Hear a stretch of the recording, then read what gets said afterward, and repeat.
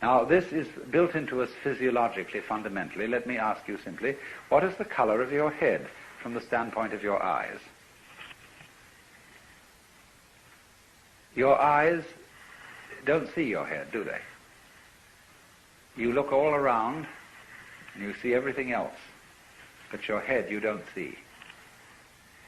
Do you feel that your head is black? No. Hasn't any color at all. Outside you see your field of vision is an oval, two eyes, and this creates a sort of two centers of an ellipse. So there's this whole field of vision. Now experiment. What is beyond the field of vision? What color is it where you can't see? It isn't black. This is an important point.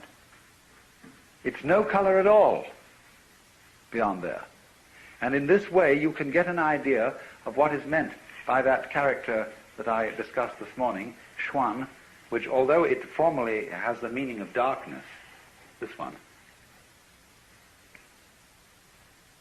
although it formally has the meaning of darkness and the deep and the obscure, it actually refers to this kind of no color, which is the color of your head, so far as your eyes are concerned. Now, so in this sense, the invisibility of one's head, almost the not having of any head at all, is the secret of being alive. To be headless, you might say, to have no head, in just the sense I'm talking about, is our way of talking about the Chinese expression mushin, no mind. Now, as a matter of fact, if you want to see the inside of your head, all you have to do is keep your eyes open. Because everything that you're experiencing in the external visual field is a state of your brain. All these colors and shapes are the way in which the brain nerves translate the electrical impulses in the external world,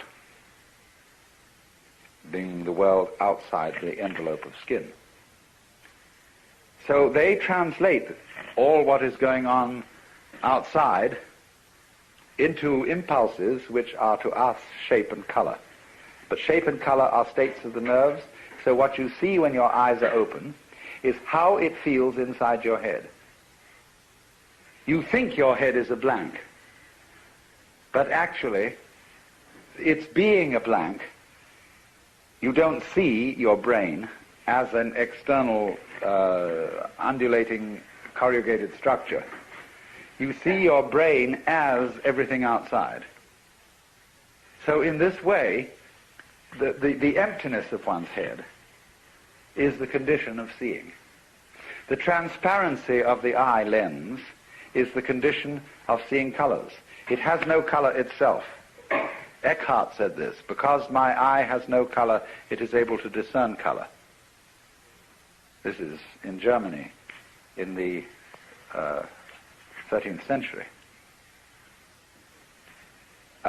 This is fundamental Taoist idea of being absent as a condition of being present.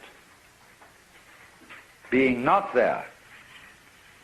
So, Zhuangzi says, when your belt is comfortable, you don't feel it. When your shoes are comfortable, it is as if you weren't wearing any. Likewise, your clothes, you see. The more you are aware of these things,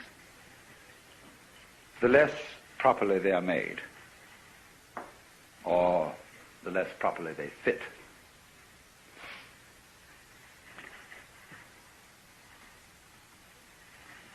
But we raise an objection to this, a very simple objection. If I don't know I'm there, I seem to be missing everything.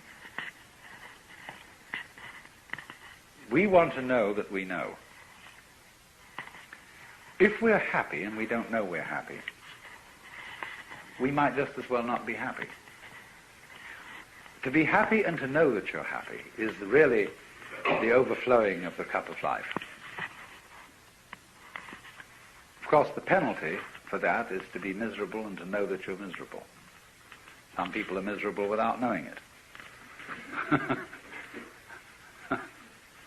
But, you know my limerick, there was a young man who said, though it seems that I know, what I would like to see is the eye that knows me when I know that I know that I know. And this is the great human predicament.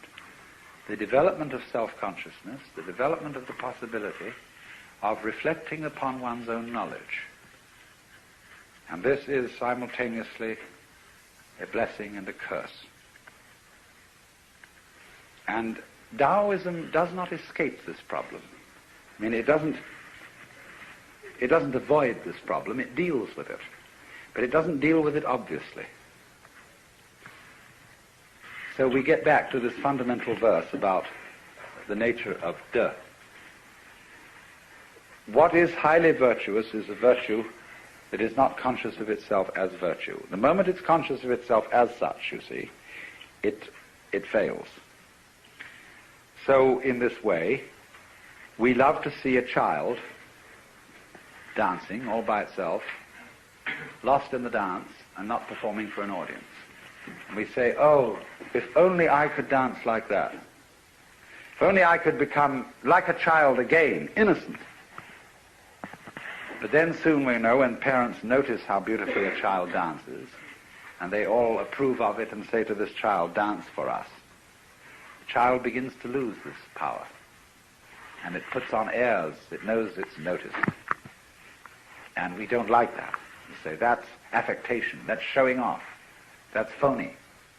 What we want you to do is to dance as if you had no audience, not even yourself.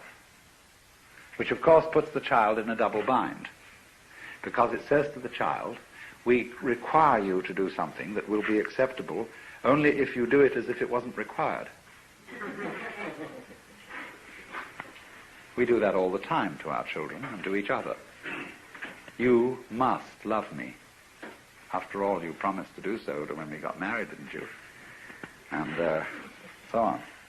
So, this is the difficulty. But somehow, a very great artist, in the maturity of his life, somehow is able, at least to give the impression, that he does what he does without playing to the gallery, without self-consciousness. It seems perfectly natural. So how does he get there?